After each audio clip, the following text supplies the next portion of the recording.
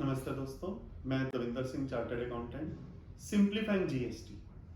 That has been the mantra over my YouTube channel while explaining various case laws, circulars, notifications, GST provisions, etc. Today we are going to discuss about a circular number 166, which was released on 17th November 2021, that is yesterday. Today is 18th November 2021. दोस्तों, ये जो circular जारी किया गया है CBIC के द्वारा, circular number 166, ये कई मुद्दों को एक्सप्लेन करता है, कई मुद्दों को क्लैरिफाई करता है जो कि परटेन करते हैं रिफंड से. रिफंड के बारे में जो रेलेवेंट डेट होती है, जो 2 इयर्स की डेट होती है, जो कि section 54 subsection 1 of CGST act के बीच में बताई गई है. कई मामलों को लेकर उसमें कंफ्यूजन थी. उस कंफ्यूजन को इस सर्कुलर के सहारे से दूर किया गया है. कुछ प्रश्नों के उत्तर दिए गए हैं ताकि उस कंफ्यूजन से हम दूर जा सके और वो कंफ्यूजन हमारी क्लैरिफाई हो सके. दोस्तों, जो पहली कंफ्यूजन है जिसको आंसर किया गया है इस सर्कुलर नंबर 166 के द्वारा, वो ये कहा गया है कि जो आपका एक्सेस पैसा होता है आपके कैश लेजर में, क्या उसके लिए भी relevant date of 2 years apply करती है जो कि सेक्शन 54 सबसेक्शन 1 में दी गई है.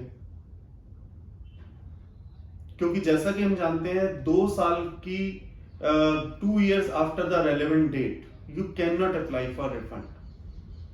तो क्या वो 2 साल आपके एक्सेस जो आपका कैश लेजर में बैलेंस पड़ा है, क्या ये 2 साल उसके ऊपर भी अप्लाई करते हैं?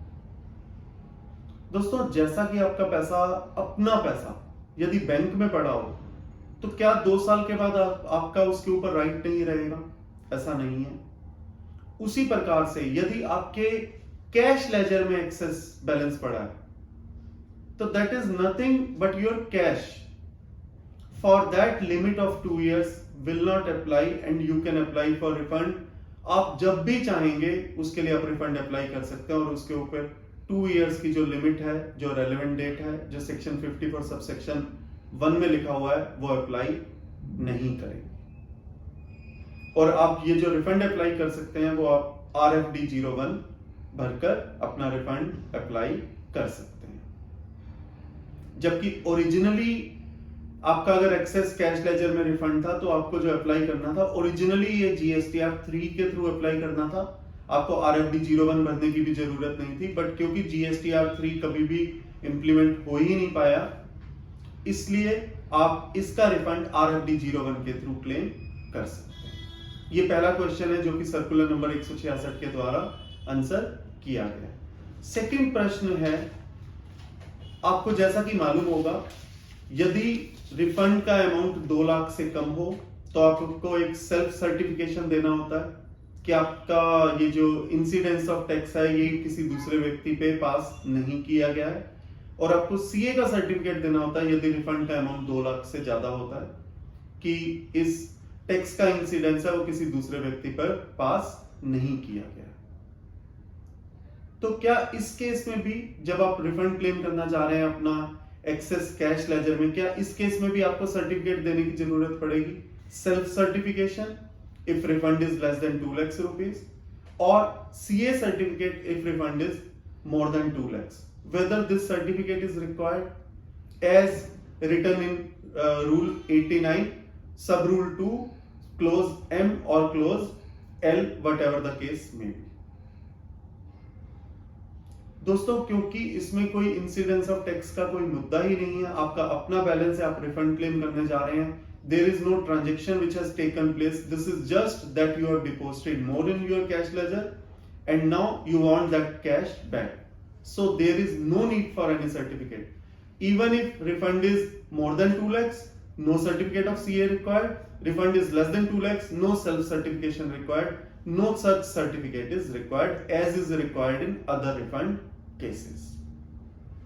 दोस्तों, तीसरा मुद्दा, यदि आपके TDS या TCS आपका डिपॉजिट हुआ पड़ा है और वो आपके कैश लेजर में रिफ्लेक्ट हो रहा है, तो क्या आप उसका भी रिफंड क्लेम कर सकते हैं या उसको आपको अपनी GST लायबिलिटी के अगेंस्ट में ही सेट ऑफ करना जरूरी है। उस मुद्दे को भी इस सर्कुलर नंबर 166 में एक्सप्लेन किया गया है और उसके बारे में ये बताया गया है कि यदि आपके टीडीएस या टीसीएस की वजह से आपके कैश लेजर में कोई बैलेंस अगर आपको डिपॉजिट है तो आपके पास चॉइस है। यदि आपकी जीएसटी लायबिलिटी बनती है तो आप इस कैश लेजर को यूटिलाइज कर सकते हैं। आप अपने क्रेडिट लेजर को भी यूटिलाइज कर सकते हैं। आप जैसे अपनी जीएसटी लायबिलिटी को डिस्चार्ज करते हैं तो you can use either cash ledger और credit ledger as per your choice. As far as you are claiming refund on this TDS TCS cash ledger is concern, because ये पैसा आपके cash ledger में पड़ा है तो this is your own money which you have deposited in the cash ledger either by yourself or by someone else. So this can be claimed by you as refund. There is no restriction as such that you have to utilize it or to discharge the GST liability. आप इसका refund भी claim कर सकते हैं आपकी choice के ऊपर। ये तीसरा इश्यू है जो कि सर्कुलर नंबर 166 में एक्सप्लेन किया गया है। अब हम बात करते हैं फोर्थ इश्यू की। फोर्थ इश्यू रिलेटेड है डीम्ड एक्सपोर्ट से रिलेटेड, और इसमें जो 2 इयर्स की जो डेट है वो उसके बारे में जीएसटी इस सर्कुलर के थ्रू ये बताया गया है कि वो 2 इयर्स क्या सप्लायर की जीएसटीआर रिटर्न भरने से काउंट किया जाएगा या वो 2 इयर्स काउंट होंगे जब रेसिपिएंट ने अपनी जीएसटी की रिटर्न भरी। दोस्तों, इस मुद्दे पर बात करने से पहले मैं थोड़ा सा डीम्ड एक्सपोर्ट के बारे में आपको बताना चाहूंगा। जो नॉर्मल एक्सपोर्ट होता है उसमें गुड्स जो है वो इंडिया से बाहर जाते हैं, तभी उनको एक्सपोर्ट ऑफ गुड्स कहा जाता है। डीम्ड एक्सपोर्ट के केस में goods don't leave India, they remain in India. But ऐसी स्थिति में भी रिफंड क्लेम किया जा सकता है।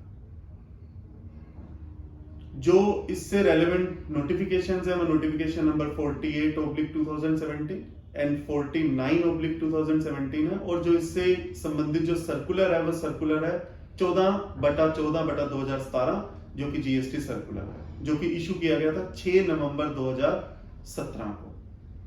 अब इस बात पर हम पहुंचते हैं कि 2 साल जो है वो सप्लायर की रिटर्न भरने से काउंट करने हैं या रेसिपिएंट की रिटर्न भरने से काउंट करने हैं। दोस्तों, जो डीम्ड एक्सपोर्ट्स की जो बात है, एक तो वो सिर्फ गुड्स से रिलेटेड है, उसमें सर्विसेज कवर नहीं होती। उस केस में जो शब्द लिखे गए वो सप्लाई ऑफ गुड्स से लिखे गए हैं, और रिफंड रेसिपिएंट भी क्लेम कर सकता है, सप्लायर भी क्लेम कर सकता है।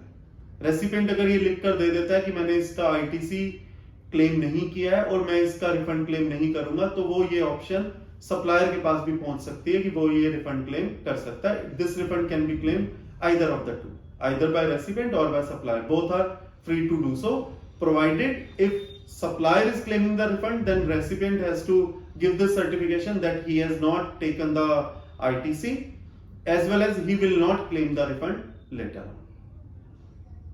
तो इसमें जो 2 years जो हमें काउंट करने हैं वो रेलेवेंट है सप्लायर के रिटर्न से, ना कि रेसिपिएंट के रिटर्न से, बिकॉज जो वर्ड्स यूज हुए हैं वो सप्लाई ऑफ गुड्स है, और सेक्शन 54 की एक्सप्लेनेशन 2 के क्लोज बी में भी इसका जिक्र दिया गया है। दोस्तों, मैं उम्मीद करता हूं इस सर्कुलर को मैंने सरल भाषा में आपके साथ शेयर किया है। फिर भी आप इसके बारे में पूरा डिटेल में जब पढ़ना चाहें तो please refer the circular number 166। मैं उम्मीद करता हूं ये वीडियो आपके लिए, आपके प्रोफेशनल एंडेवर्स के लिए काफी यूजफुल साबित होगा। धन्यवाद।